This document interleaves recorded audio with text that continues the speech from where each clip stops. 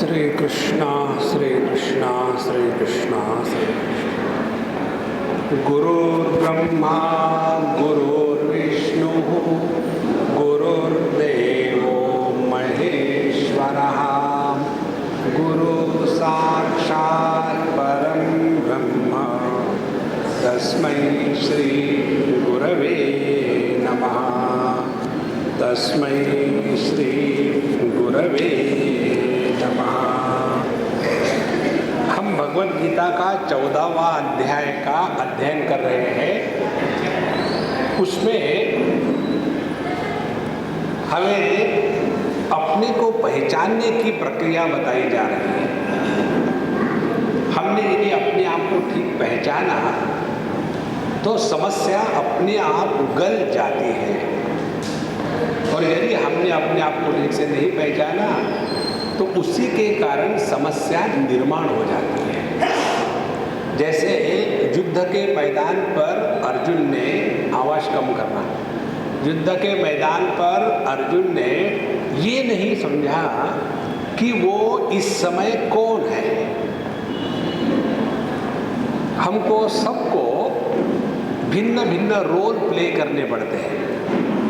हम पति के सामने है तो पत्नी है, बच्चों के सामने है तो माँ है। तो इस प्रकार से हम अपने भिन्न भिन्न रोल प्ले करेंगे तो समस्या कोई नहीं आती। लेकिन क्या हो जाता है, पति के रूप में मैं गुस्से वाला हूँ, पत्नी के कारण मैं पति हूँ और उसके कारण मैं गुस्सा कर रहा हूँ। सामने आया मेरा बेटा, पापा पिक्चर चलेंगे क्या आज, ईद लगाया पिक्चर जाना चाहते हैं। तब वो बेटा सोचता है कि क्या हो गया बाप को, अच्छा खासा नॉर्मल था। माने गुस्सा आया पति को, निकाला पुत्र पर। यही सब समस्या का मूल है। हम यदि अपनी अपनी जो पहचान है उसको ठीक रखें तो कोई भी समस्या नहीं। अब इसी को लेकर के और आगे चलो। जैसे हमने अपने को देह मान के रखा है, तो देह मान के रखा तो इसको दो प्रकार से विचार करने की प्रक्रिया है। यदि हम देह है तो कोई बुरी बात नहीं, तो देह के गुण धर्मों को स्वीकार करो। देह के क्या गुण धर्म है? देह पहले गर्भ में होता है, फिर पैदा होता है, फिर ऊपर की ओर बढ़ता है, फिर साइड में बढ़ता है, फिर बुढ़ापा आता है, फिर रोग आते हैं और एक दिन देह मर जाता है। और ये यदि देह के गुणधर्म है और हमने अपने आप को देह माना है तो उसको स्वीकार करो ना, कहाँ समस्या है। लेकिन हम क्या चाहते हैं, देह के रूप में तो रहे लेकिन बूढ़े ना होवे, देह के रूप में तो रहे लेकिन हमको रोग ना होवे, देह के रूप में तो रहे लेकिन हम मरे नहीं। यही तो मोह है। तो स्वयं को देह मानने में कोई बुराई नहीं, मानो देह, लेकिन फिर देह के गुण धर्मों को स्वीकार करो। जैसे हम गाड़ी जब चलाते हैं, कार चलाते हैं, तो हम कौन हो गए? ड्राइवर हो गए। अब ड्राइवर की जो नियम है उनका पालन करो, क्योंकि आप गाड़ी चला रहे हैं ना, नहीं तो गाड़ी मत चलाओ। इसी प्रकार से जीवन में हमको सबको ये स्पष्ट समझना चाहिए कि हम किस समय क्या हैं। और जब ये नहीं समझते तब सब समस्या सामने खड़ी हो जाती है। और इसीलिए कल हमने देखा 9वें श्लोक में, सत्वं सुखे संजयति रजः कर्मणि भारत ज्ञानमावृत्य तु तमः प्रमादे संजयत्युत। तो हम जब सत्वगुण के प्रभाव में आ जाते हैं तो सुख ही सुख चाहते हैं, थोड़ी भी कष्ट लेने को तैयार नहीं। अब जैसे देखो, हम सब लोग यहाँ जो बैठे हैं ना, तत्व चिंतन भगवद गीता का सत्संग सुन रहे हैं, तो इस समय हम में तमोगुण नहीं है। जो सो नहीं रहे उनके लिए कह रहा हूँ, जो सो रहे हैं वो यहाँ आकर भी तमोगुण में। तो हम में इस समय तमोगुण नहीं है और हम में इस समय रजोगुण नहीं है, क्योंकि हम कसरत नहीं कर रहे। तो इस समय हम सत्वगुण में हैं। अब सत्वगुण में होने के कारण क्या है, थोड़ी भी गड़बड़ी हो गई तो गुस्सा आता है।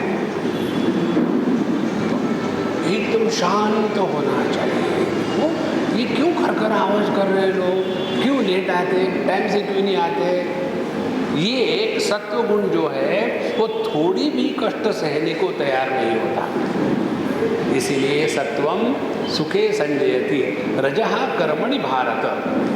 और जब रजोगुण प्रकट हो जाता है तब हम एकदम वर्कोहोलिक हो जाते हैं। वर्कोहोलिक माने जैसे अल्कोहोलिक होते हैं, अल्कोहल के सिवा काम नहीं चलता, उसी प्रकार से ये जो रजोगुण के प्रभाव में है वो व्यक्ति हमेशा बहुत ही व्यस्त रहेंगे। उनको कहो शांत बैठो 2 मिनट तो नहीं बैठ पाए, कुछ ना कुछ करना ही है। यदि कुछ करना नहीं तो बैठेंगे ऐसा और अपना पैर हिलाना शुरू करेंगे। अब कोई जरूरत है पैर हिलाने की, बैठे बैठे की जाना है क्या? तो ये रजोगुण का कार्य है, हम अपने आप को क्रिया में कर्म में लगा देते हैं। और तमोगुण जो है ज्ञानम आवृत्य तु तमहा, तमोगुण हमारे ज्ञान को ढक देता है और उसके कारण जीवन में प्रमाद प्रकट हो जाता है। प्रमाद हमने आपको समझाया, फिर से बताते हैं, ये सबसे बड़ा दोष है जीवन का। प्रमाद माने वही गलती 1000 बार करना। जो व्यक्ति अपने अनुभूतियों से नहीं सीखता उसको साक्षात भगवान भी नहीं सिखा सकते। देखो, और इसीलिए सावधानी से जीना माने क्या? एक उदाहरण ले लो। हम सभी ने बचपन में कभी ना कभी अग्नि को स्पर्श किया है, तो उस समय हमारा हाथ जल गया था, तो हमने सीख लिया ना कि अग्नि को स्पर्श करो तो हाथ जलता है। तो अग्नि के प्रति हमारे मन में राग द्वेष थोड़ी है, क्योंकि हमने उससे सीखा है कि अग्नि को स्पर्श करने से हाथ जलता है। इसी प्रकार से यदि हम अपने जगत के साथ व्यवहार करते समय जो अनुभव आएंगे, उन अनुभवों से यदि हम सीखेंगे तो प्रत्येक अनुभव के साथ हम समझदार होंगे और हमारी समझदारी बढ़ेगी। ध्यान से सुनना। यदि हमने इस सिद्धांत को स्वीकार किया है तो हम हैं 75 नॉट आउट और हमारी बहू है 25 साल की, तो ज़्यादा अनुभव किसके है? 75 साल के व्यक्ति के है ना। तो ज़्यादा समझदारी किसकी होनी चाहिए? बूढ़ाओं की होनी चाहिए ना, लेकिन नहीं होती। अब कारण क्या है? कारण ये है कि हमने अपने अनुभवों से सीखा नहीं है। जो व्यक्ति अपने अनुभवों से नहीं सीखता उसको भगवान भी नहीं सिखा सकते। इसीलिए गुरु को कहीं बाहर मार्केट में मत ढूंढना। हम लोग जाते हैं गुरु शॉपिंग करने के लिए, देखते कौन सा गुरु बढ़िया है, और जो हमको बांध के रखता है ना वो हमको अच्छा लगता है। कहेंगे ठीक है मैं तुमको मंत्र की दीक्षा देता हूँ, उसके बाद दीक्षा का पूरा कार्यक्रम हो गया। आप इसके बाद यदि तुम किसी दूसरे के सत्संग में गए तो गुरुद्रोह होगा, फिर इसके द्वारा क्या होगा? तुम नरक में जाओगे। नहीं महाराज मुझे नरक में नहीं जाना, खबरदार यदि किसी दूसरे महात्मा के पास गए तो ये बंधन में आना है कि मोक्ष पाना है? देखो, इसीलिए बाहर मत भटकना संतो, अपने अनुभूतियों से सीखना, तब जाकर के हम अपने तमोगुण के बाहर निकलेंगे। जो तमोगुणी होते हैं वो मैकेनिकली कार्य करते हैं। जैसे उदाहरण दो, रामायण में कथा आती है, राम रावण के युद्ध के समय जब इंद्रजीत ने देखा रावण के पुत्र ने अब वो हार रहा है, तो उसने जाकर के एकदम देवी को प्रसन्न करने के लिए वहाँ यज्ञ प्रारंभ किया। अब इतने युद्ध के मैदान का समय हो और उसने जाकर के एक गुफा में यज्ञ को प्रारंभ किया तो कितनी एकाग्रता चाहिए। माने यदि एकाग्रता समझदारी के साथ होवे तो साधना होती है, और वही एकाग्रता यदि द्वेष के साथ हो तो टेररिस्ट पैदा होते हैं। दोनों में एकाग्रता है, लेकिन हमारी एकाग्रता सत्व गुण की है कि तमोगुण की है।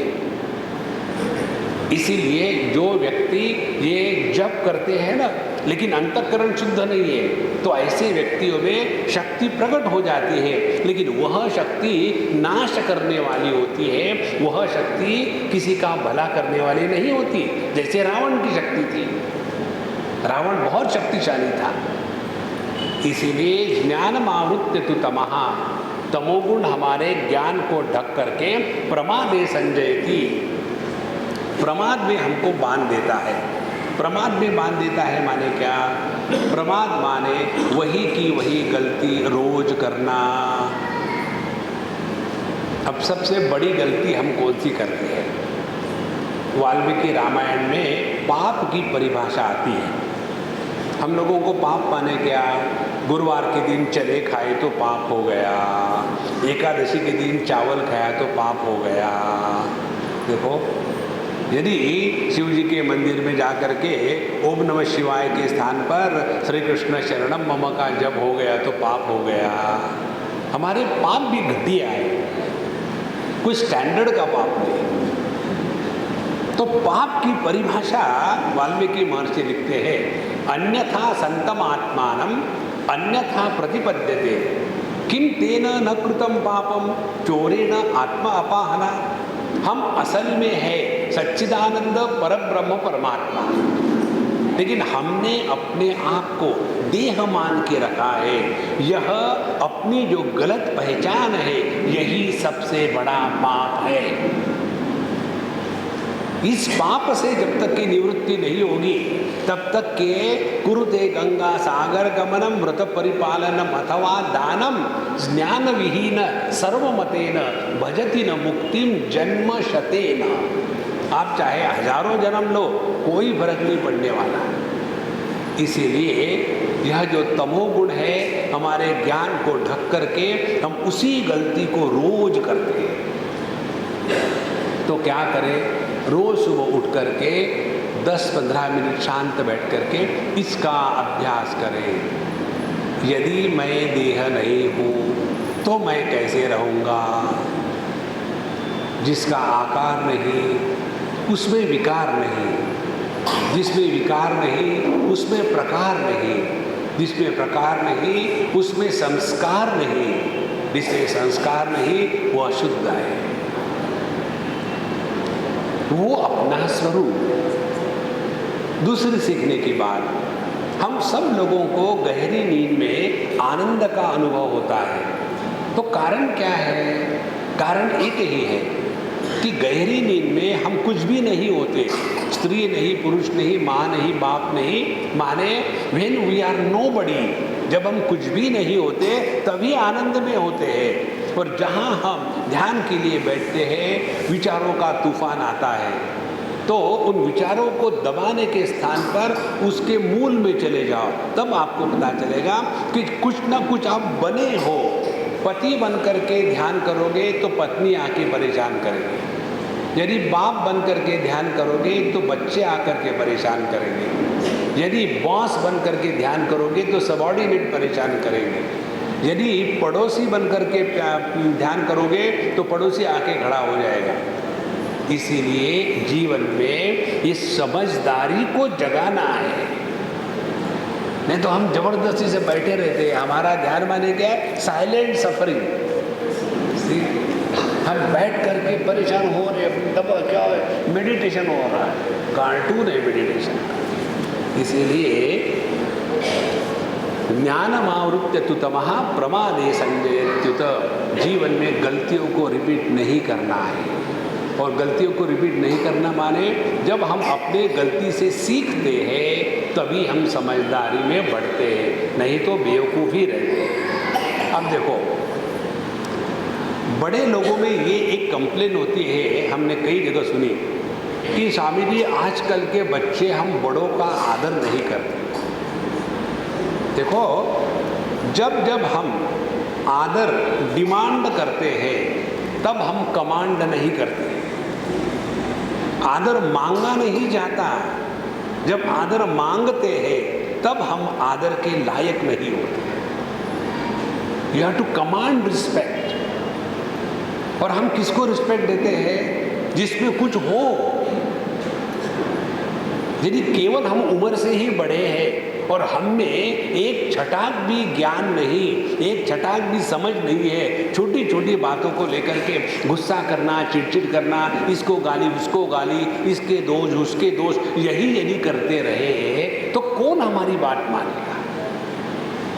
देखो, इसीलिए यह जो प्रमाद है, इस प्रमाद से अपने आप को बचाना है। प्रमादे संजयते। अब यह सत्व रजस तमस कैसे बढ़ता है?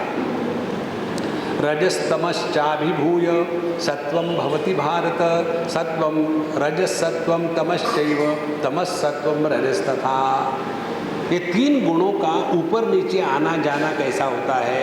पहले कहते हैं, जब हमारे जीवन में तमोगुण और रजोगुण कम हो गया, दब गया, तब सत्वगुण ऊपर आ जाता है। देखो, ये तीन गुण जो है ना, केवल सत्वगुण नहीं हो सकता, केवल रजोगुण नहीं हो सकता और केवल तमोगुण नहीं हो सकता, क्योंकि ये तीनों प्रकृति के गुण हैं और तीनों की मात्रा बदलती है। और इन तीन गुणों के कॉम्बिनेशन से ही हमारे शास्त्रों में सत्ययुग, त्रेता युग और द्वापर युग और कलियुग कहा है। सत्ययुग माने हम तीन गुणों के परे हैं। त्रेता युग माने हमारे जीवन में सत्व गुण की प्रधानता है। द्वापर युग माने हमारे जीवन में रजोगुण की प्रधानता है। और आजकल हम लोग कलियुग है, इसमें तमोगुण की प्रधानता है। इसे कली माने कलह, कलह माने झगड़ा। तो ये जो चार युग हमारे शास्त्रों में बताए हैं वो बाहर कहीं नहीं है महाराज, ये अपने में ही है। सुबह सुबह हम उठे एकदम 5 बजे 4 बजे, एकदम फ्रेश है, नहा धो करके भगवान का ध्यान कर रहे हैं और स्मरण कर रहे हैं, जप कर रहे हैं, तो हम सत्य युग में हैं। उसके बाद अपने काम में लगे उत्साह के साथ, तब हम सत्वगुण में। उसके बाद दोपहर आई, बड़ी मेहनत करी, काफ़ी थक गए, शाम आई, तो अब तमोगुण प्रारंभ हो गया। और जैसे जैसे शाम बढ़ती है, रात होती है, नींद आ जाती है। इस प्रकार से ये चारों युग हमारे जीवन में ये तीन गुणों का गणित ही है और कुछ नहीं है।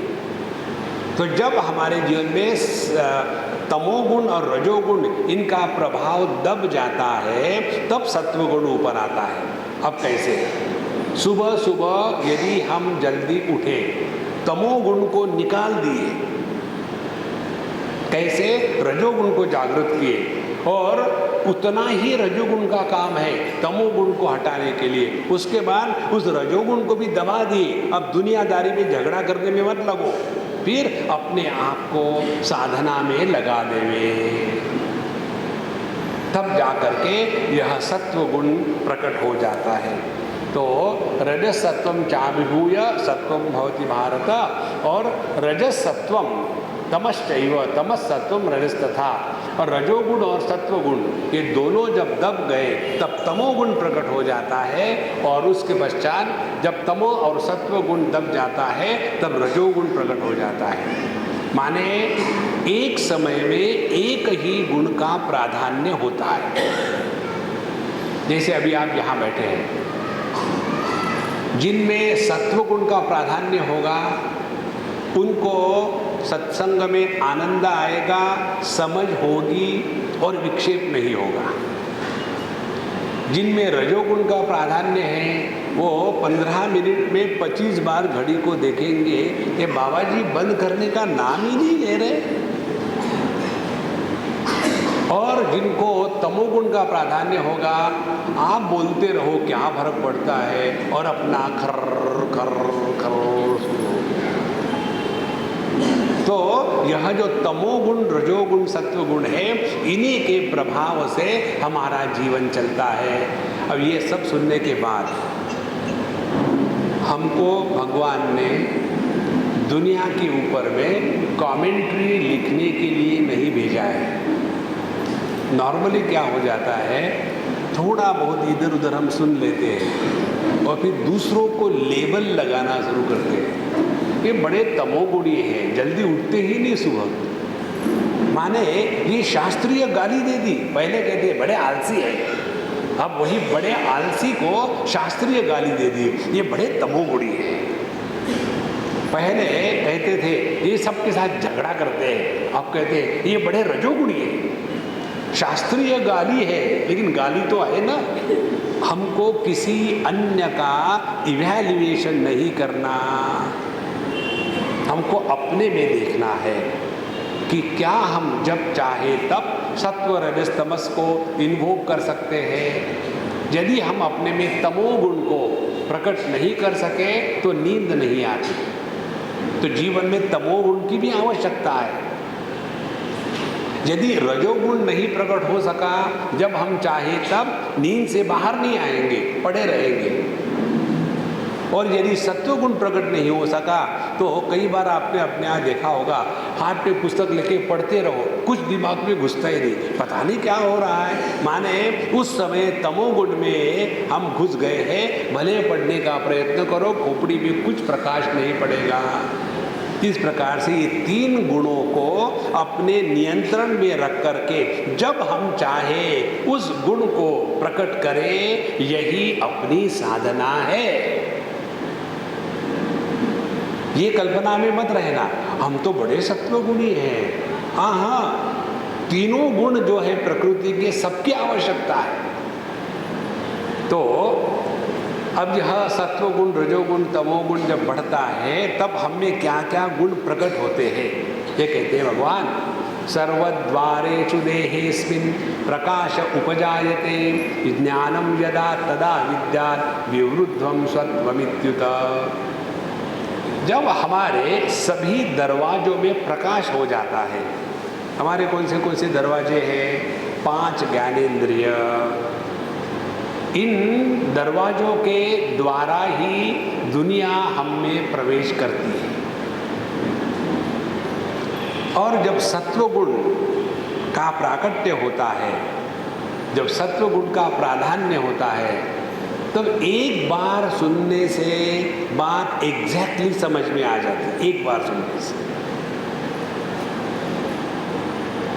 और जब हम सत्वगुण में प्रधान रूप से स्थित रहते हैं, तब एक बार समझी हुई बात फिर भूलते नहीं कभी।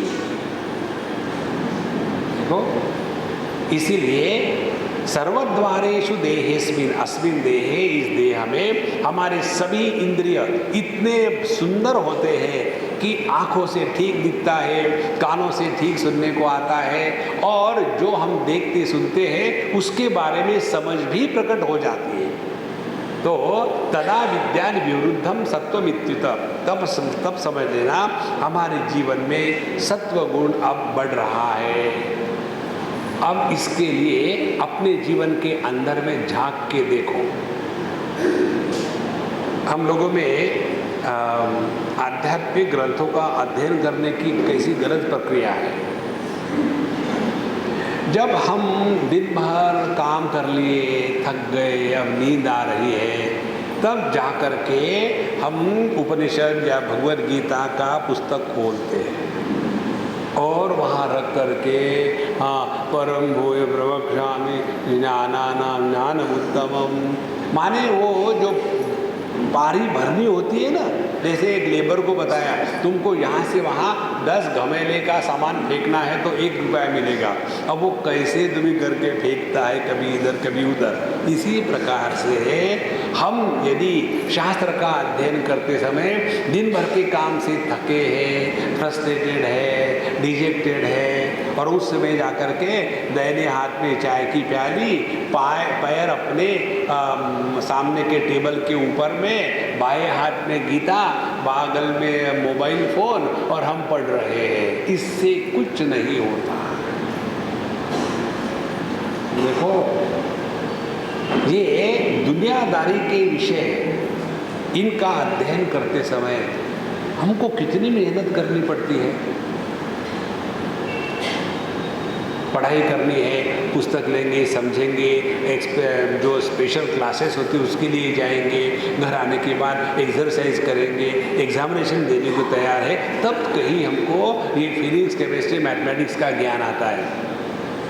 लेकिन जब ये शास्त्रों का अध्ययन होता है तब हम सोचते हैं ये सबकी क्या जरूरत है। बैठ करके हरे राम राम राम हरे हरे, हरे कृष्ण कृष्ण कृष्ण। भगवान का सर खाए, हम बताएं जो भगवान का सर खाते हैं ना, भगवान उनसे प्रसन्न नहीं होते। शास्त्रों में स्पष्ट कहा है,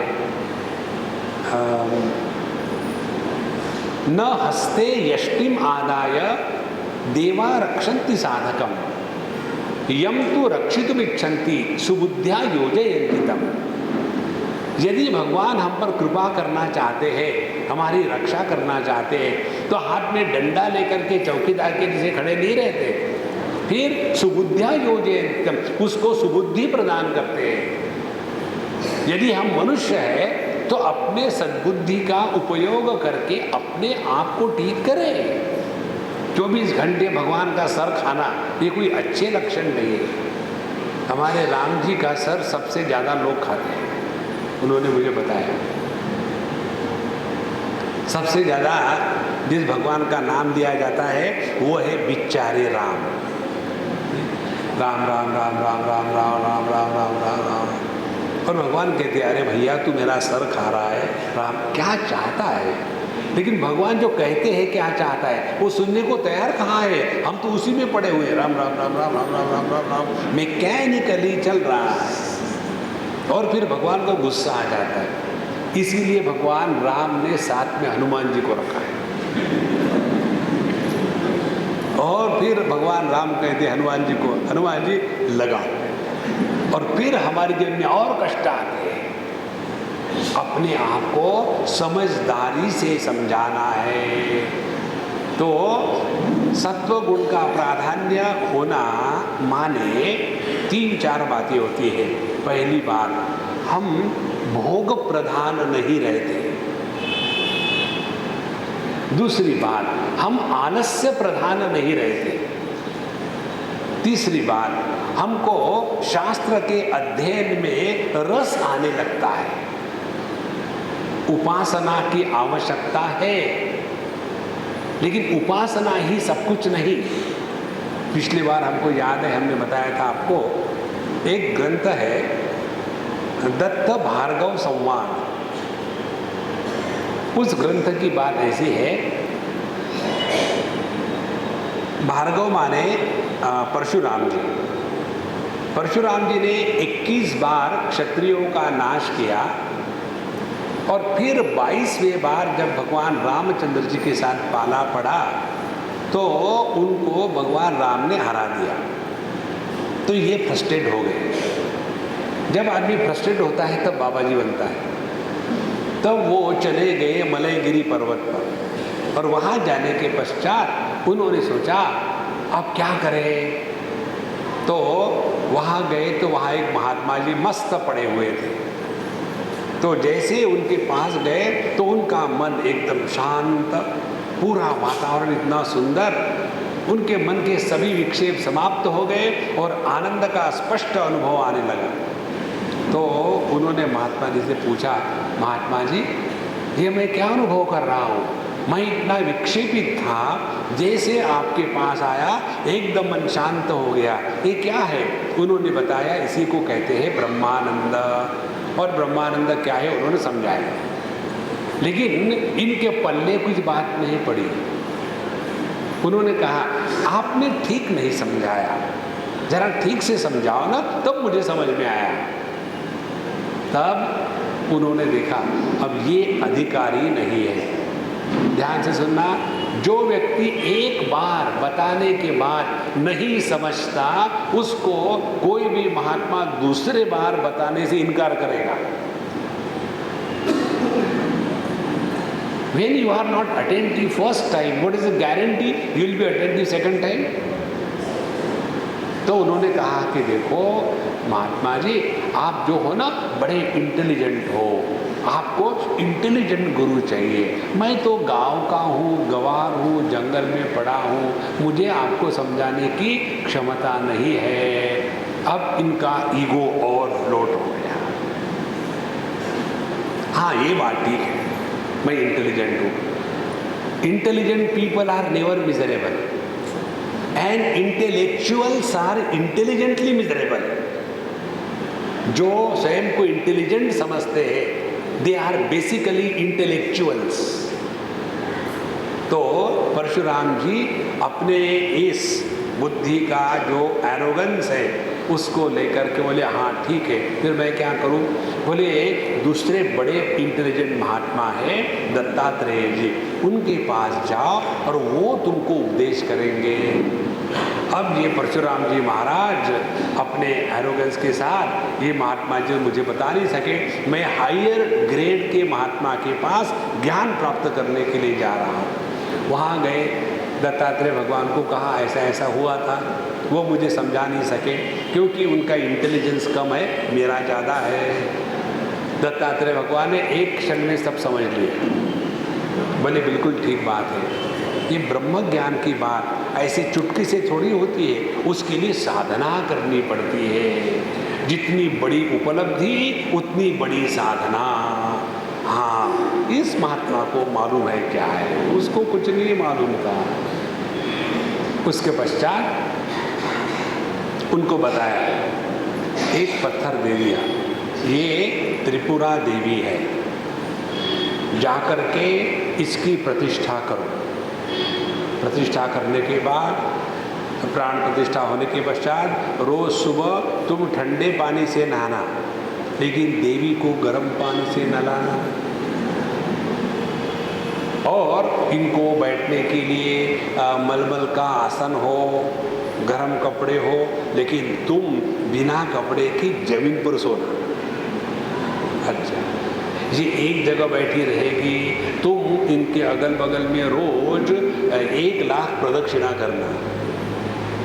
अच्छा, इनको बढ़िया बढ़िया नैवेद्य भोग खिलाना, तुम लेकिन भूखे रहना।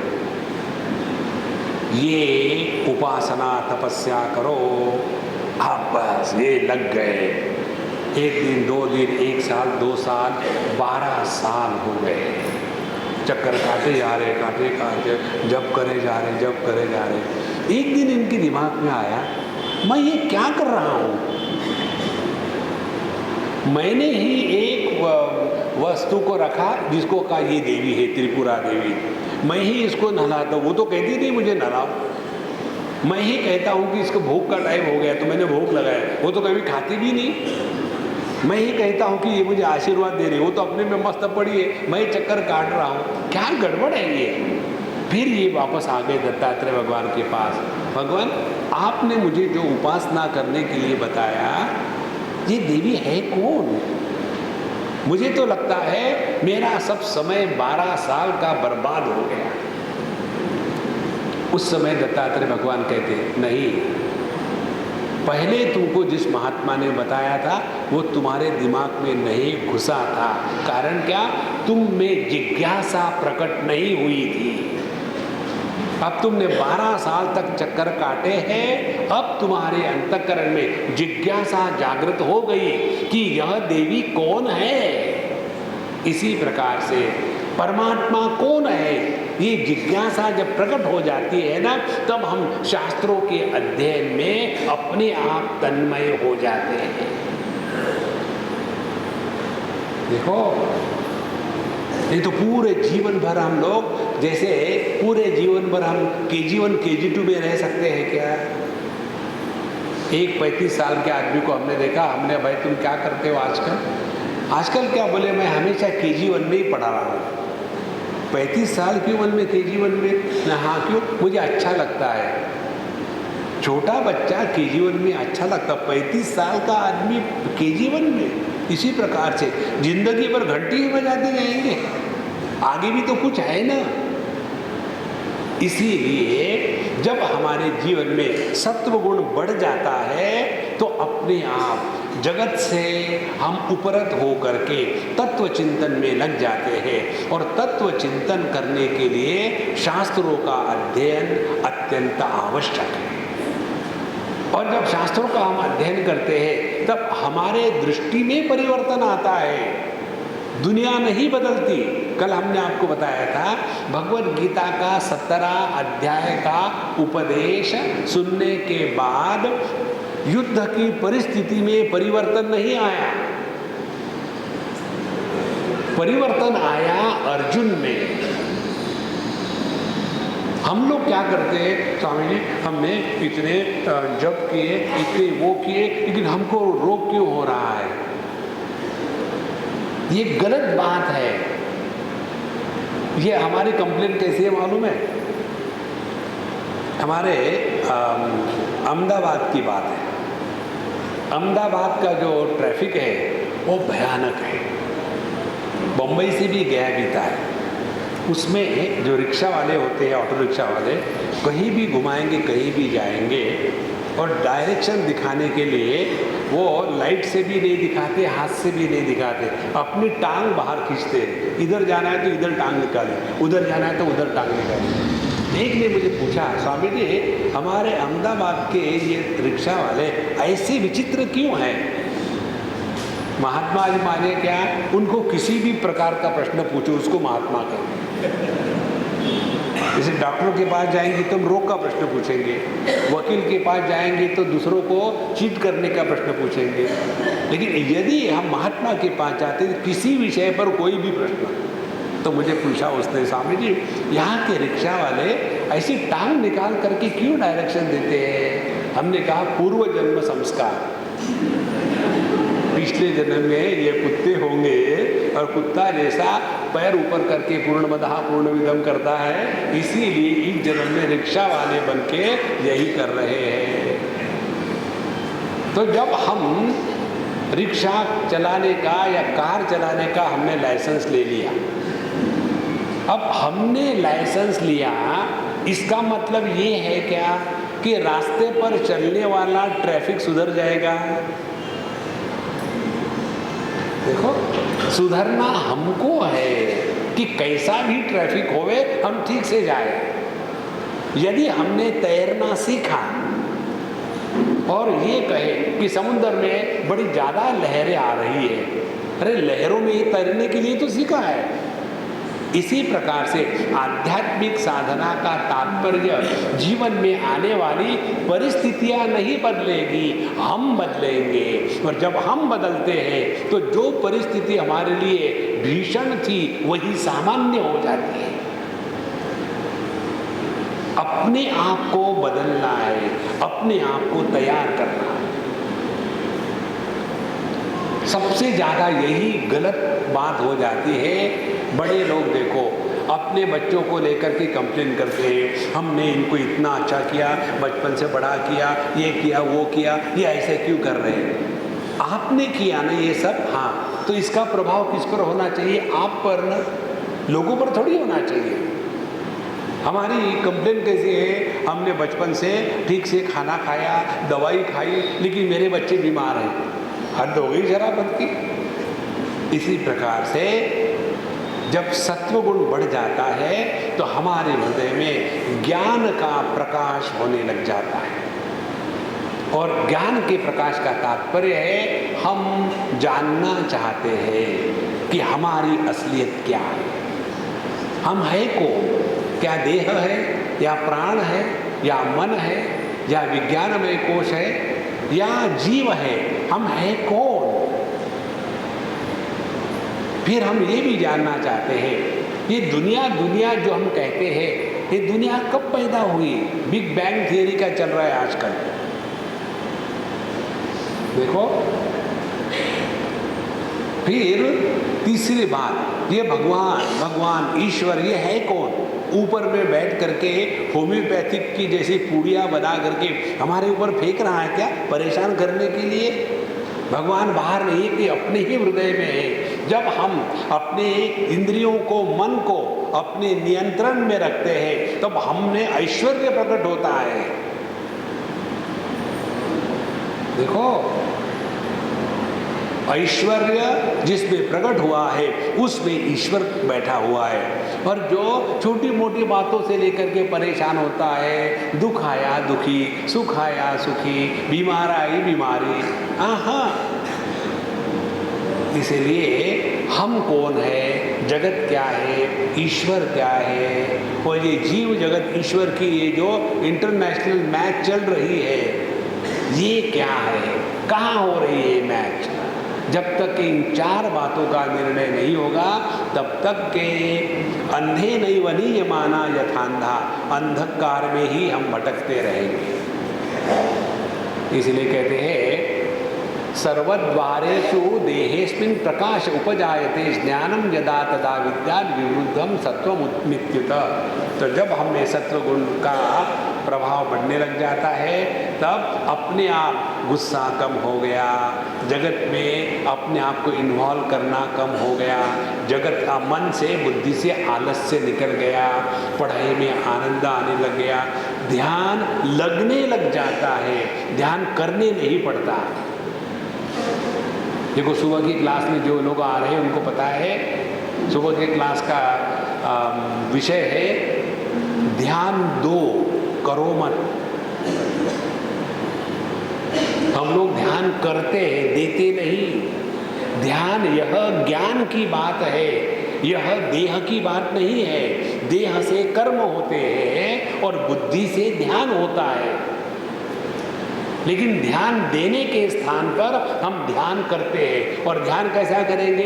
एक आसन में बैठ लिए, फोटोग्राफिक पोजीशन, और 15 मिनट के बाद सीधे से एकदम टेढ़े हो गए और बाद में परेशान हो गए। और फिर कहते हैं पता नहीं, पहले तो मैं ठीक सा, जब से मैंने ध्यान करना शुरू कर दिया है मुझे बड़ा हेडेक हो रहा है।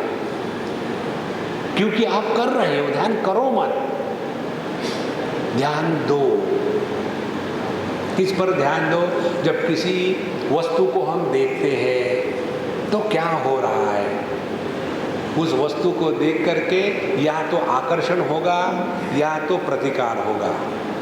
आकर्षण जब होगा तब उस वस्तु में हम सद्गुण देखने लगेंगे, वस्तु अच्छी है, आवश्यक है, मुझे चाहिए, ये वस्तु मेरे पास नहीं है, इसीलिए मैं अपूर्ण हूँ, इसीलिए उस वस्तु को लेने के लिए प्रयत्न करने चाहिए। ये सब बातें अपने मन में होती है, इसकी तरफ आप ध्यान दो।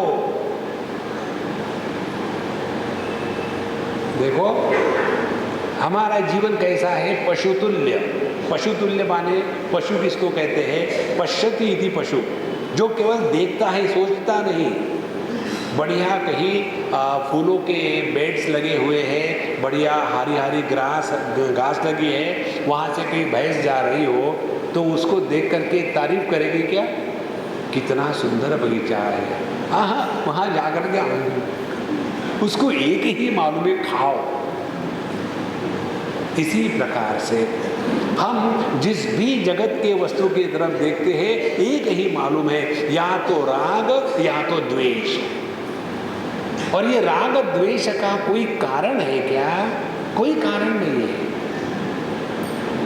जैसे हमको बैंगन अच्छा नहीं लगता, तो जब हमको लोग बैंगन देते खाने के लिए तो हम उस बैंगन को देख करके परेशान होने के स्थान पर हम क्या करते हैं, जैसे ये आयुर्वेद की दवाई खाते हैं कड़वी कड़वी, तो मैं इसको खा करके एक इसमें पानी पी लेता हूँ, खत्म। तो वो अम्माओं को लगता है कि मुझे बैंगन अच्छा लगा, एक और आ जाता है, कृष्णा रामा। अब सवाल ये है, आपको बैंगन क्यों नहीं अच्छा लगता? इसका कोई कारण नहीं। और आपको पकोड़े क्यों अच्छे लगते हैं? इसका भी कोई कारण नहीं। माने हमारे अंतःकरण में जो राग द्वेष है इसका कोई कारण नहीं। और हमारा पूरा जीवन इस राग द्वेष से प्रभावित होकर ही तो चल रहा है, और हम अपने आप को बड़े इंटेलिजेंट समझते हैं। यहां कहते हैं ध्यान दो, हमें अच्छा लगे ना लगे, जो योग्य है वही करना है। देखो, गुस्सा नहीं करना चाहिए, यही योग्य है। लेकिन स्वामी जी, जब तो गुस्सा नहीं करो ना काम नहीं होता, माने हमको गुस्सा गलत है ये स्वीकृति भी नहीं है। जब हम अपने बुरी आदतों को जस्टिफाई करते हैं तब हम उससे उपरत होना नहीं चाहते। देखो, इसीलिए सत्व गुण जब बढ़ जाता है तब हम में ज्ञान का प्रकाश प्रकट होने लग जाता है, और जब ज्ञान का प्रकाश प्रकट होता है तो हम अत्यंत सावधानी से जीते हैं। ये सावधानी की पराकाष्ठा हमने शायद आपको बताई थी कल परसों। हमारे नारायण ठोसर, मालूम है ना आपको नारायण ठोसर? नारायण ठोसर समर्थ रामदास स्वामी का पहला नाम था, नारायण ठोसर।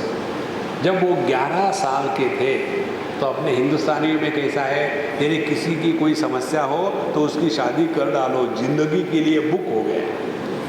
तो उन्होंने देखा कि ये बच्चा हमेशा चिंतन करते रहता है, ध्यान करता है, कुछ गड़बड़ हो गई है, किसी भूत प्रेत की बाधा हो गई है, और इसीलिए उसकी शादी कर डालो।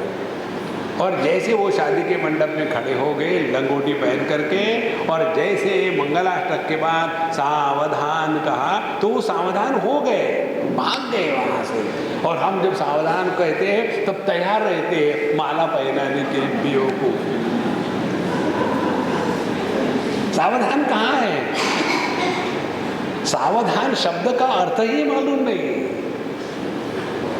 देखो संतो, जीवन में जब सावधानी से जीते हैं ना तब हम साधना कर रहे हैं, और ये तब होगा जब जीवन में सत्व गुण का प्राधान्य होगा। सत्व गुण हमको सत के पास ले जाता है। जैसे आपके पड़ोस में रेलवे लाइन है, तो रेलवे लाइन की जो आवाज है वो आपको प्राप्त होने के लिए कुछ अलग से करना पड़ेगा क्या? फ्री में मिलेंगे ना, अपने आप आ जाएंगे। आप ना चाहो तो भी वो आवाज आएगा, खटक खट खट खटक खट आते ही रहेगा। इसी प्रकार से सत्व गुण का पड़ोसी परमात्मा है। परमात्मा क्या है? सत्य। और परमात्मा पना जिसमें है वो है सत्व। और इसीलिए जब हम सत्व गुण में रहते हैं तो हमारा पड़ोसी परमात्मा सत्य। तो परमात्मा के क्या गुण है? परमात्मा है आनंद स्वरूप। तो जो व्यक्ति सत्व गुण में निष्ठावान है वो कभी दुखी नहीं होता। इसीलिए यह सहज साधना है। हमेशा प्रसन्न रहो। प्रसन्नता ही परमात्मा का दूसरा नाम है। प्रसादे सर्व दुखानाम हानिरस्योपजायते प्रसन्न चेतसो याशु बुद्धि परि अवतिष्ठते। जो प्रसन्न चेतस है उसकी बुद्धि परमात्मा में ही लगी हुई है, और जिसके बुद्धि में परमात्मा का प्रकाश प्रकट हो गया है उस व्यक्ति में नाम रूप का महात्म्य नहीं रहता।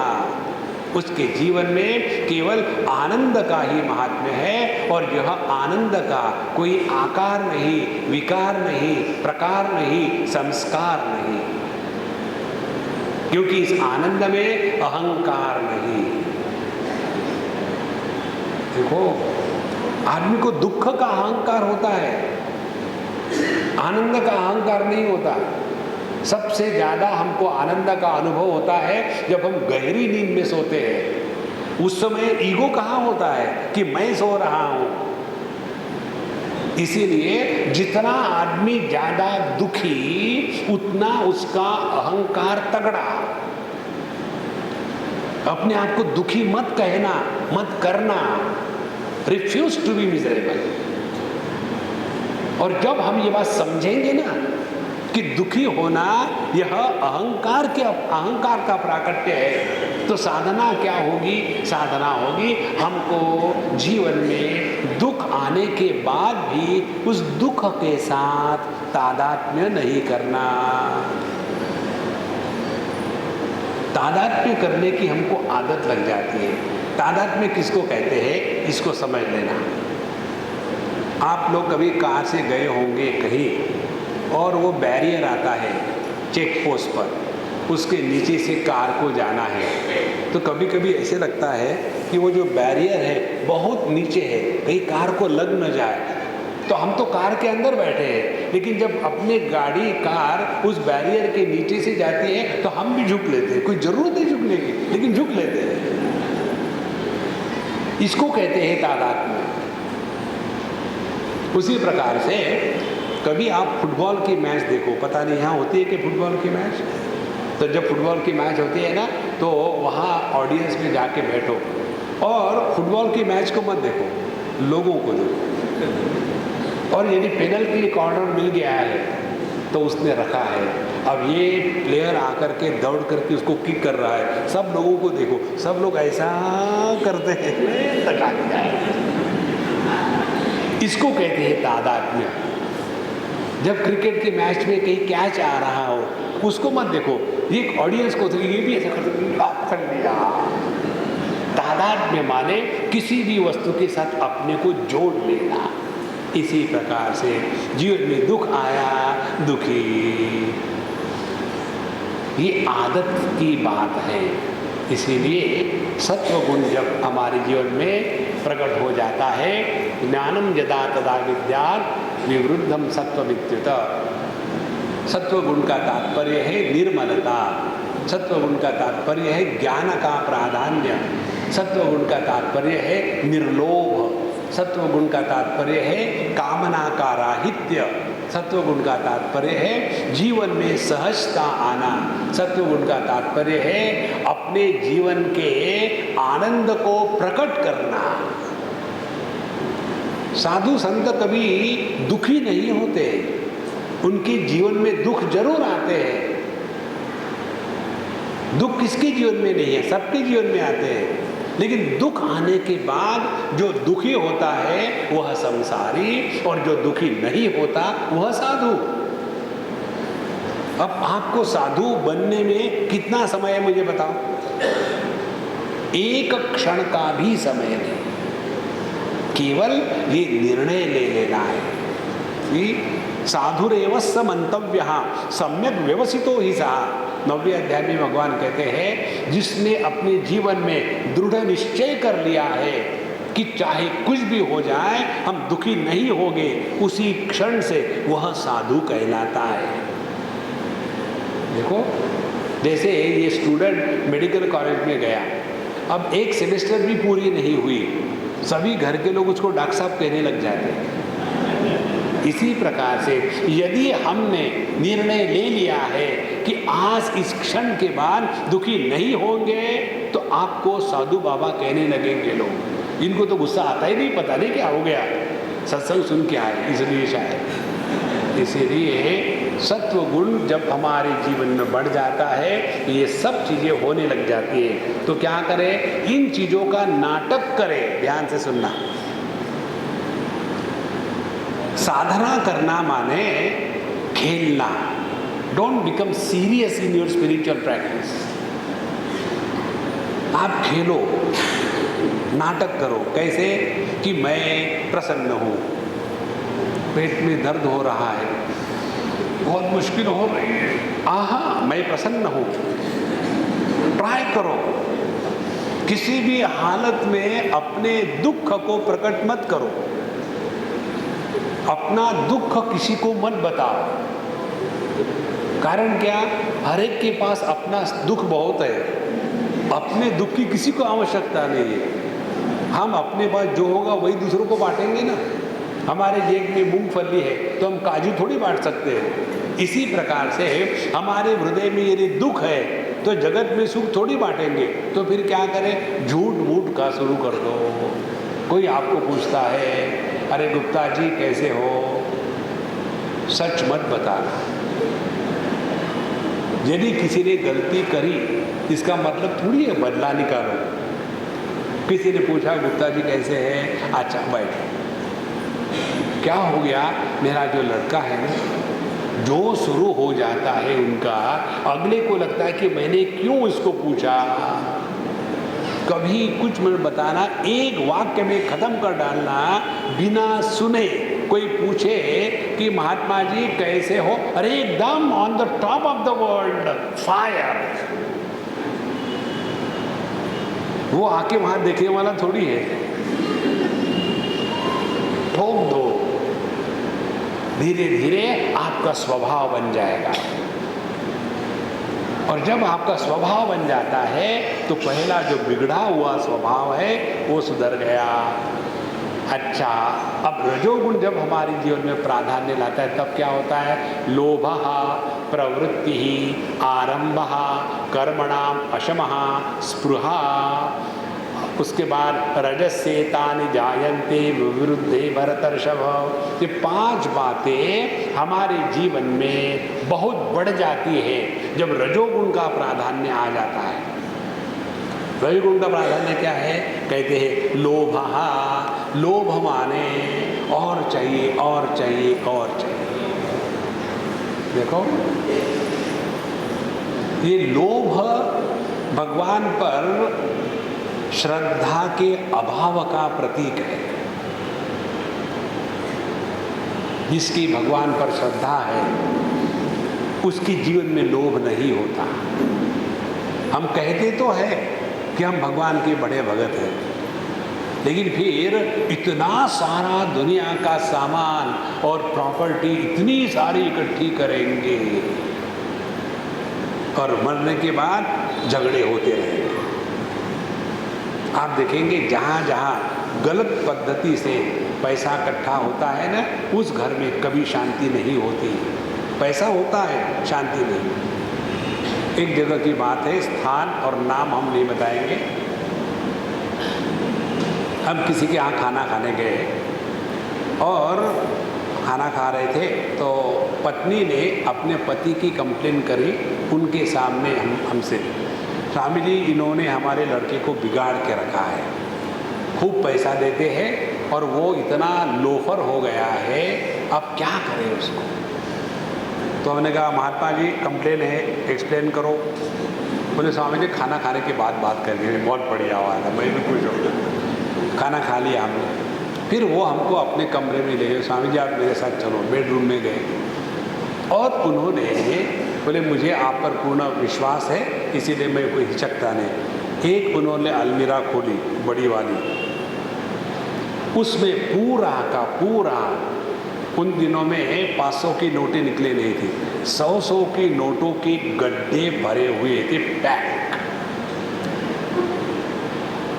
और फिर उन्होंने मैंने कहा कि मैं ले लूँ क्या, बोले स्वामी दे दो। मैंने हाथ लगाया, छोड़ दिया, बंद कर दिया। फिर मुझे कहते स्वामी जी ये मेरे लड़के को मालूम है। वो सुबह कहता है पिताजी 5000 रुपये चाहिए। उसको मैं कहूँ काहे के लिए चाहिए, तो कहते पापा आपने जो इनकम टैक्स कमिश्नर का नंबर दिया था ना वो कहाँ रख दिया, मैं भूल गया, क्या आप दे सकते हैं फिर से। माने मेरा ही लड़का मुझे ब्लैकमेल कर रहा है। अब सवाल ये है कि मैं पैसे को बचाऊं या उसको बचाऊं। तो मेरी पत्नी कहती है बच्चे को बचाओ, मैं कहता हूं पैसे को बचाओ। आप बताइए किसको बचाओ, मैंने कहा मुझे बचाओ। आप जो करना है वो करो, मुझे इसमें मत खींचो। इसीलिए ये जो लोभ है ना, ये जीवन में दुख का भयानक कारण है। मनुष्य के जीवन में अपने महात्मा गांधी कहते थे there is sufficient in this world for the need of everyone but the whole world is not sufficient for the greed of anyone.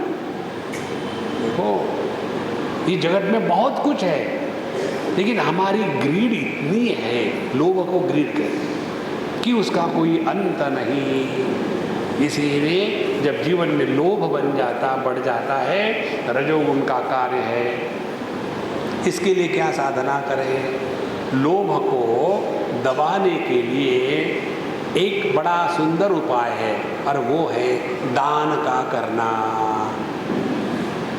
जितना व्यक्ति दान प्रधान होगा उतना उसके अंतःकरण से लोभ निकल जाता है, क्योंकि दान में देना पड़ता है और लोभ में लेने की प्रवृत्ति होती है।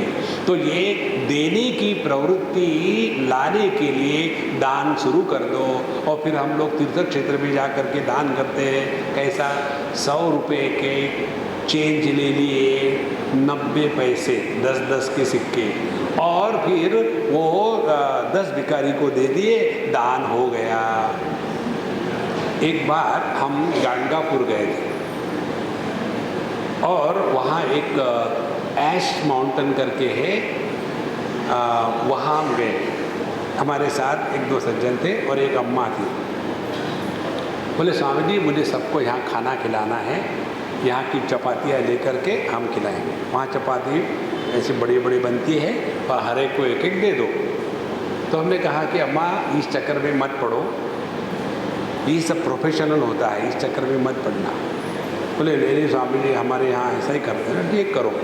फिर उन्होंने क्या किया, चपाती खरीदी 25, और खरीदने के बाद हमने कहा एक एक दे दो। बोले नहीं फिर वो 25 ही लोगों को होगी, यहाँ 50 भिखारी है, तो हम ऐसा करते हैं तोड़ करके आधी आधी दे देंगे। जब उन्होंने वो चपातियों को तोड़ा, आधा आधा किया, एक भी भिखारी ने उसको स्वीकार नहीं किया। बोले आप खाओ, हमको नहीं चाहिए। हमने कहा अम्मा शुरू हो जाओ, खाओ, नहीं तो वहाँ लाइन में जाके बैठो। तो बोले ये ऐसा क्यों कर रहे हैं? तो हमने मुझे नहीं मालूम। तो फिर हम लोग कुछ दुकान में गए जहाँ से खरीदी थी। बोले ये लोग ले क्यों नहीं रहे? बोले आपने इसको काटा काहे के लिए? बोले क्यों? बोले ये लोग ये चपाती लेते हैं और फिर हमको वापस करते हैं, और हमने इस आपको ये चपाती 1 रुपये की एक चपाती दी, उनसे हम 50 पैसे में खरीद लेते हैं, और वो रिसाइकलिंग होता है। माने रिसाइकलिंग की लिमिट अपने इंडिया में है, बाकी के देश पे रिसाइकलिंग को बड़ा ग्रेट मानते हैं, हमारे यहाँ तो हर चीज़ का रिसाइकलिंग होता है। देखो लोभ लोभ लोभ, इस लोभ से निकलने के लिए दान की प्रक्रिया शास्त्रों में बताई है। और दान कैसा हो? दान देशे काले च पात्रे च, देश काल और पात्र देख करके। यदि आपको दान करना ही है ना, किसी भी एक बच्चे के एजुकेशन का खर्चा अपने मन पर ले लो, कोई भी बच्चा हो, आपने बहुत बड़ा दान धर्म किया। अच्छा, लोभ। दूसरी बात प्रवृत्ति ही, प्रवृत्ति माने जगत में अनेक कार्य में अपने आप को बिजी रखना। ध्यान से सुनना, जिसके जीवन में प्रवृत्ति और निवृत्ति इन दोनों का संतुलन नहीं होता, उसका जीवन एकांगी हो जाता है। जैसे कल्पना करो एक गाड़ी है 2 चक्के वाली, उसका एक चक्का है स्कूटर के चक्के का साइज का, और दूसरा चक्का है ट्रैक्टर के चक्के के साइज का, और उस गाड़ी को आप धकेलो तो कैसी चलेगी? वो वही की वही घूमती रहेगी ना। दोनों चक्के एक जैसे होने चाहिए। उसी प्रकार से जीवन में प्रवृत्ति भी होनी चाहिए और निवृत्ति भी होनी चाहिए। जब केवल निवृत्ति होती है तब डिप्रेशन आ गया है, और जब केवल प्रवृत्ति होती है तब हिस्टेरिया हो गया है। ये दोनों भी, हिस्टेरिया और डिप्रेशन, मानसिक विकृतियां हैं। जीवन में संतुलन चाहिए। 5वें अध्याय में भगवान कहते हैं कि दोनों बातें, कर्म में प्रवृत्ति और कर्म से निवृत्ति, ये दोनों जीवन में आवश्यक है। संन्यास कर्मयोगश्च निःश्रेयसकरौ उभौ तयोस्तु कर्म संन्यासात् कर्मयोगो विशिष्यते। जीवन में कर्म का संन्यास और कर्म का अनुष्ठान दोनों की आवश्यकता है। लेकिन यदि केवल कर्म ही करते रहेंगे, ये सोचेंगे, तो दुनिया के लिए हम परेशान होंगे। इसीलिए जीवन में कर्मणाम अशमः, प्रवृत्ति माने कर्म में हमेशा लगे रहना, 2 मिनट भी अपने आप में नहीं विड्रा होना। ध्यान से सुनना। एक अम्मा मुझे पूछ रही थी, हमेशा आती थी, मुझे मदद करती थी अनेक कार्य करने में। मेरा कमरा साफ सफाई कर दिया, कपड़े धो करके प्रेस कर दिए, अपने आप आती थी। एक दिन उसने पूछा, स्वामी जी आपने मुझे कुछ उपदेश नहीं किया कभी, मैं सबको मदद करती हूँ, मुझे और क्या साधना करनी चाहिए। उसका स्वभाव था, सभी की सेवा करती थी वो, सभी की मदद करती थी। तो मैंने उसको कहा कि अम्मा मैं बताऊँगा 2 सिद्धांत, no discussion, no argument, agree हो जा। हमने कहा तुम अपने आप से डर के भाग रही हो, इसीलिए तुम अपने आप को हमेशा व्यस्त रखती हो। प्रयत्न करो, शांत बैठो 15 मिनट, और यदि उस 15 मिनट में ऐसे विचार आते हैं कि मैं टाइम बर्बाद कर रहा हूँ, कुछ तो भी करना चाहिए, तो समझ लेना ये रजोगुण का रोग अभी उतरा नहीं है।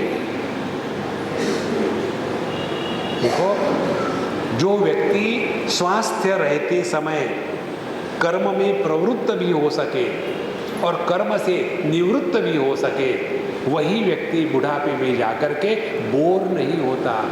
और इसीलिए बूढ़े लोगों को क्या चाहते हैं, वो कोई ना कोई उनकी बात सुनने वाला चाहिए, क्योंकि अंदर में इतनी प्रवृत्ति है, कर तो कुछ सकते नहीं, फिर वही पुरानी बातें, वही तम्बाकू, वही चूना, रगड़े जाओ, गिलाए जाओ। क्योंकि हमने अपने जीवन में प्रवृत्ति को ही महत्व दिया है, निवृत्ति को नहीं। लोभ प्रवृत्ति आरंभा, आरंभ माने अनेक प्रकार के संकल्प लेकर के अनेक प्रकार के कार्य प्रारंभ करना। इस चक्कर में मत पड़ो बाबा। हम इस दुनिया में जो आए हैं ना, अपने स्वरूप को पहचानने के लिए। जहाँ आप किसी भी कार्य में लग जाओगे, आपका मन परमात्मा से हट करके कार्य में लग जाएगा। अब जैसे देखो, हमारे जितने भी राजनीतिक संत महात्मा हैं,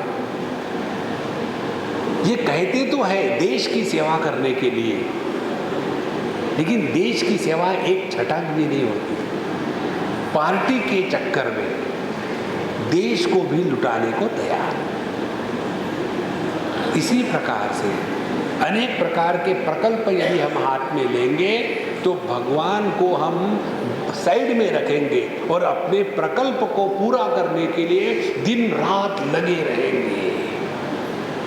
देखो, हमने ये मंदिर बनाया है, अब उसके लिए ऐसा चाहिए, वैसा चाहिए, वैसा चाहिए, फिर उसको जा, इसको काहे को। एक बार एक सज्जन ने पूछा, आपके मंदिर में भगवान है? हमने कहा कहते हैं है भगवान। बोले फिर जब दूसरे लोग आकर के मंदिर पर हमला बोलते हैं, तोड़ते हैं मंदिर की मूर्तियों को, तो ये मंदिर की मूर्तियों में भगवान है तो अपने आप को क्यों नहीं बचाता? प्रश्न। हमने कहा भगवान का मंदिर किसने बनाया है? भगवान ने कि आदमी ने? आदमी ने। इसलिए बनाया है क्या कि भगवान ने कहा अरे यार मेरा मंदिर तो बना? नहीं, प्रत्येक आदमी अपने तसल्ली के लिए भगवान का मंदिर बनाता है। यदि आपने मंदिर का निर्माण किया है तो ये आपकी जिम्मेदारी है, उसकी रक्षा होवे, भगवान की जिम्मेदारी नहीं है। जैसे आपने बच्चे को पैदा किया है तो उस बच्चे की देखभाल आपको करनी है, बच्चे को क्या पड़ी है? देखो, इसीलिए यह जो आरंभ है, अनेक प्रकार के कार्यों में अननेसेसरली व्यस्त हो जाते हैं। एक गंगा जी के किनारे दिल्ली से 3 घंटे का रास्ता है, वहाँ एक किसी महात्मा का आश्रम, हमको वहाँ ले गए। बोले स्वामी जी यहाँ हम लोग कैंप करेंगे। हमने कहा देख लेते कैसा आश्रम है। तो वहाँ जब गए, वहाँ 12 ज्योतिर्लिंग के 12 शिव जी के मंदिर बनाए थे और सबको ताले पड़े हुए थे, और गंगा जी बगल से बह रही है, और एक मंदिर थोड़ा टेढ़ा हो गया था क्योंकि गंगा जी ने नीचे की जमीन खा ली थी। तो वहाँ का गांव का जो मुखिया था सुबह सुबह पिया हुआ था, और उसको जब पता चला तो आ गया और कहता है देखो भगवान के मंदिर गिर रहे हैं, आप कुछ करो। मैंने बोला मैं क्यों करूँ, तुम काहे के लिए हो? बोले नहीं, ये काम महात्माओं का होता है। हमने कहा मैं महात्मा नहीं हूँ, मैं छोटा आत्मा हूँ, तुम महात्मा के पास जाओ। और फिर उसने कहानी बताई। बोले पहले महात्मा जी ने ये मंदिर बनाया कि लोगों को तीर्थ यात्रा के लिए 12 ज्योतिर्लिंग जाने की ज़रूरत नहीं, सब इकट्ठा करेंगे, और यहाँ इसीलिए उन्होंने मंदिर बनाए।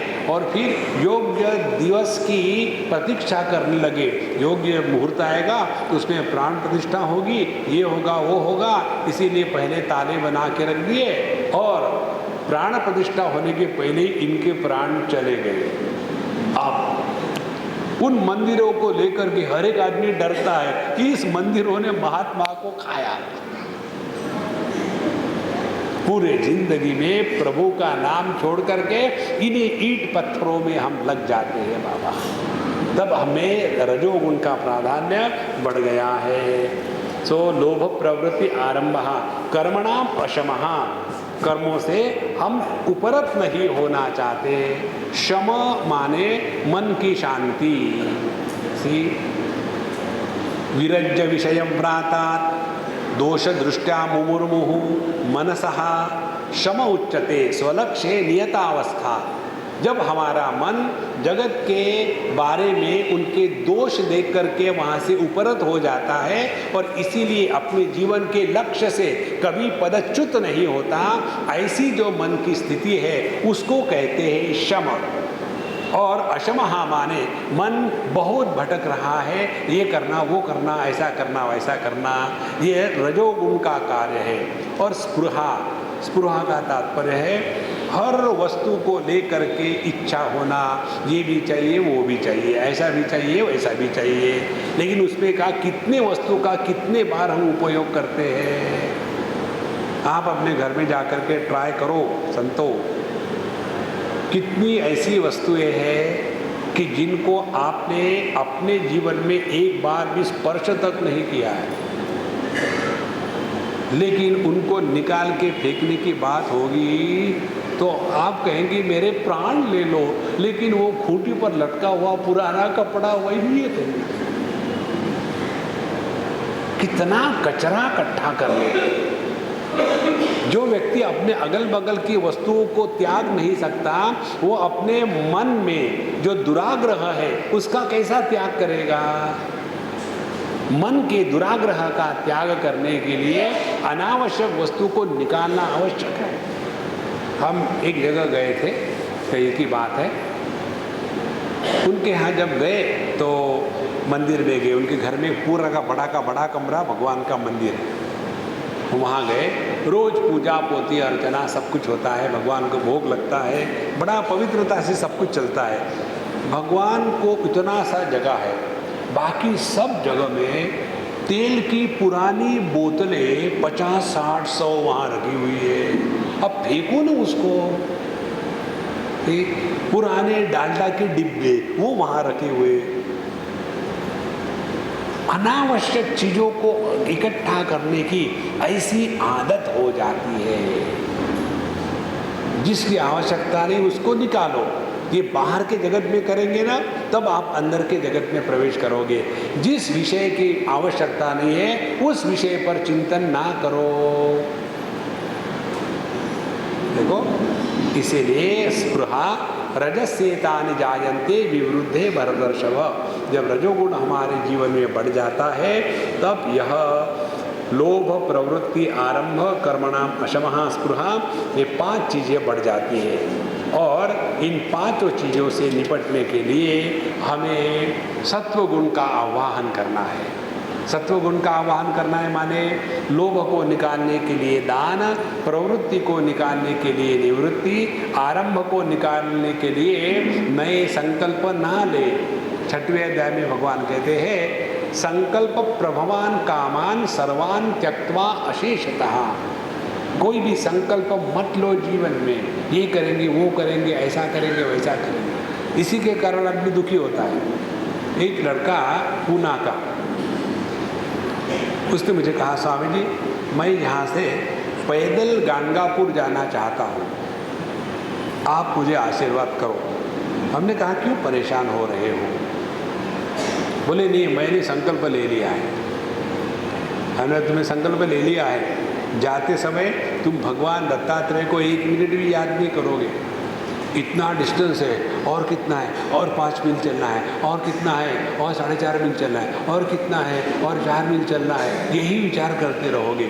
गर्मी होगी, फिर बसें आएगी, गाड़ी आएगी, तुम्हारे मन में विक्षेप होगी, गुस्सा होगा, ऐसे करते करते पहुँचोगे।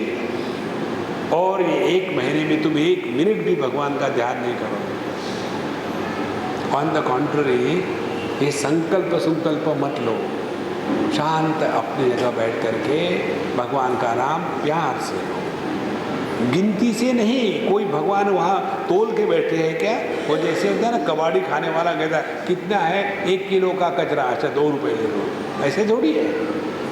एक एक प्रभु का नाम 100% उनके साथ रह करके ले लो। नहीं, लेकिन मैंने संकल्प लिया है, जाओ फिर। गए, और फिर दूसरे तीसरे महीने में मुझे कहीं मिले, स्वामी जी जब मैं निकला था आपने मुझे शाप दिया था। क्या शाप दिया था? आपने जैसा कहा वैसा ही हुआ। 1 मिनट भी भगवान का नाम नहीं, याद नहीं, यही गुस्सा होता था। और इतना दूर है, लोग समझते नहीं है, गर्मी इतनी हो रही है, कोई पानी नहीं देता, बस देखो अपने ऊपर आ रही है, वो उधर से नहीं ले जा सकता।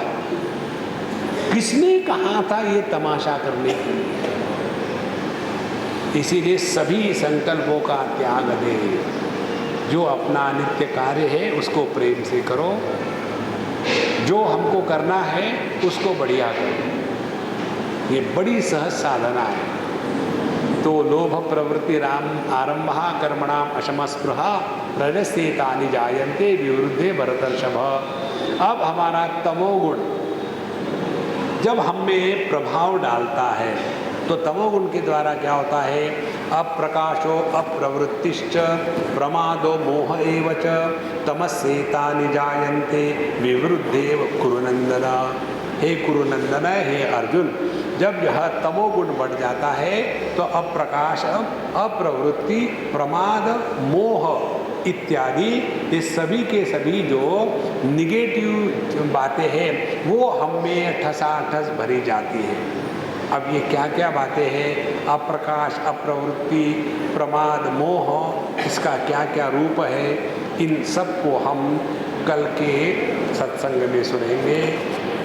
ओम पूर्णमदः पूर्णमिदं पूर्णात् पूर्णमुदच्यते पूर्णस्य पूर्णमादाय पूर्णमेवावशिष्यते। ओम शांति शांति शांति। हरि ओम। श्री गुरुभ्यो नमः। हरि ओम।